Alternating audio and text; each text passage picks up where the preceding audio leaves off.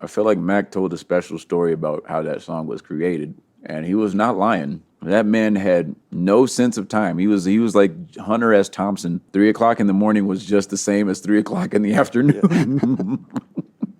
It was a very beautiful moment looking back on it because it definitely it tied the room together, so to speak. I tend to quote the Big Lebowski quite often. That's something me and him bonded over. But Mac, he would get in these modes of just like straightforward creating and doing things. I think we had a tour on the way. He was finishing his album.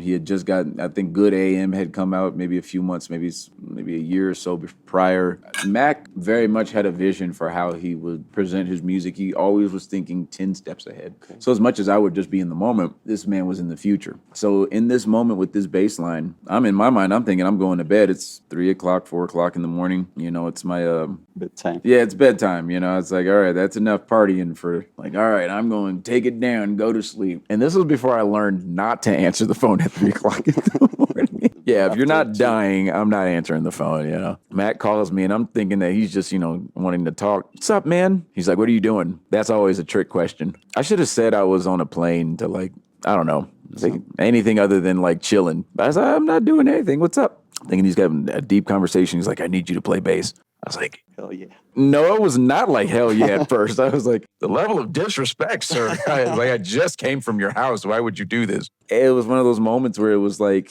it felt, again, like you never know the moments you're sitting witness to. He's like, hey, man, get over here. I was like, oh, my God. And so, it took a little coercing. But of course, he was at any given time, he was the Walter to my Lebowski, or I was the Walter to his Lebowski. And I was, it was like the moment when the dude calls Walter and he goes, hey, man, I need you to come by. And he goes, it's Shomer Shabbos, man. That's the day of rest. I can't get up. I go to his house around that time, and as he tells it, I'm pretty sure I was halfway paralyzed in my sleep, but I sat down, and that was apparently the first thing I played as soon as I sat down. And he just stopped recording as soon as he was like, that's it. And then Thundercat came over that night, and I was like, wait, could you try a bass line? Swear to God that was the first thing he played, like not even checking the notes. Yeah, and part of me was like, I felt like, huh? I was like, what?